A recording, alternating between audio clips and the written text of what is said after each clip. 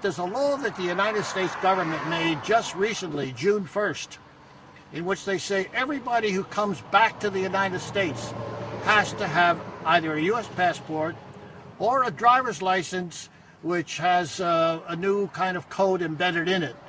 But I don't have either.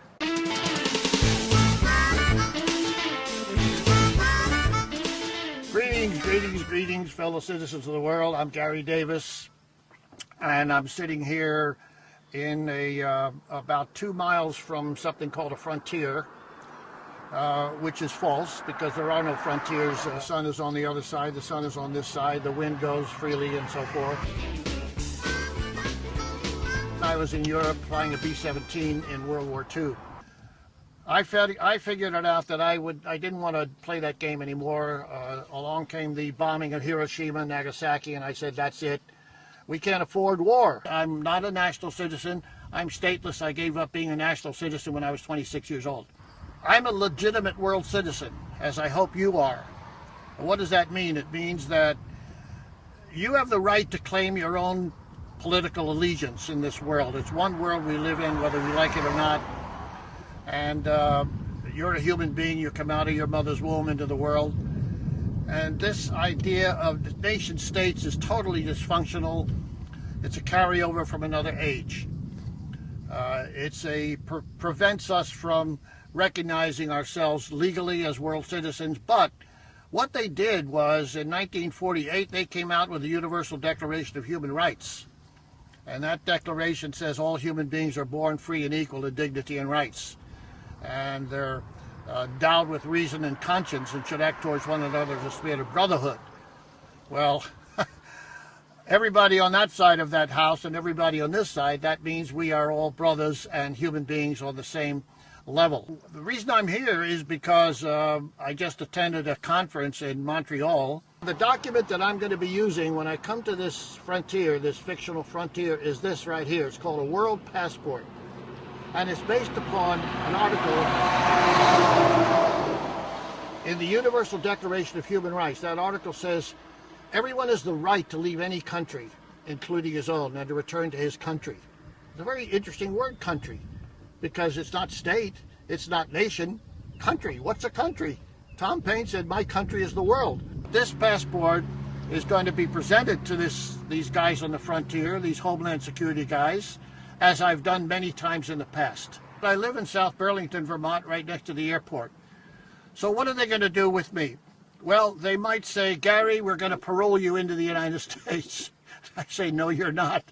I don't admit to being a parolee. A parolee means that you're a criminal.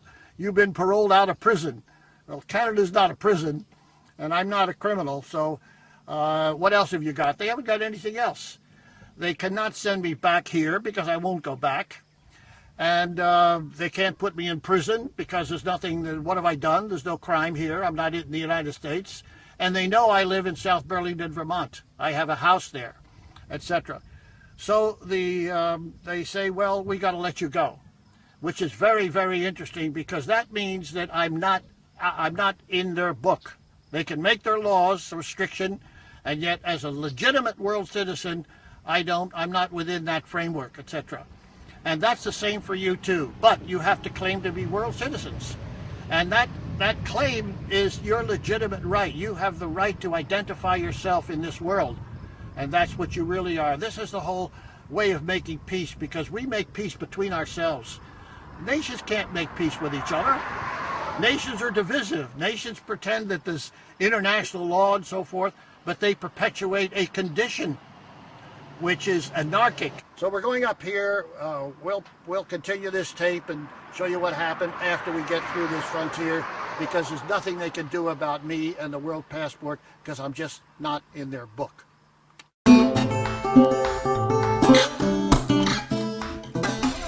Hello. Where do you all live? I live in South Burlington, right next to the airport. Hand me that passport.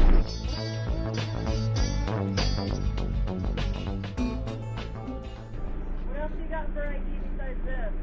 Oh, driver's license. You got a passport? That is a passport. Foreign government passport. As world citizens? Obama's got one. Your president's got one. Oh, Mr. Davis, how you doing there? Hey, I got a tea time at 3 o'clock. I don't want to be held up. Okay. You're all set. Have a Thank good you. day. Bye-bye.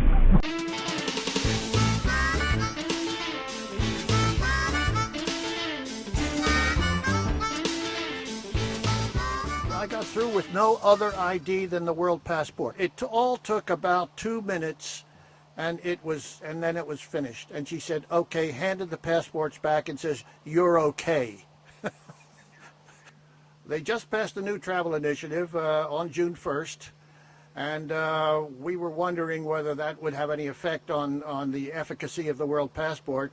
Not only did it not have any effect, but it's the first time that I haven't been called in to the office for them to to go to their computer and make some kind of notation.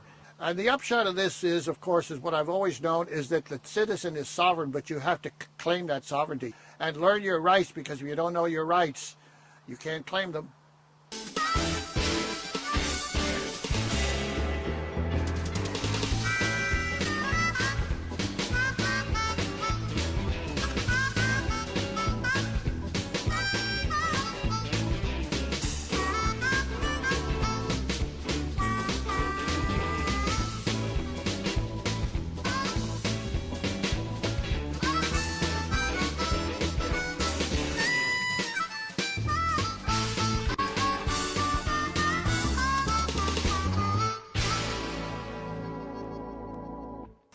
So this is the reality. The reality is that the world is one, and this passport represents one world.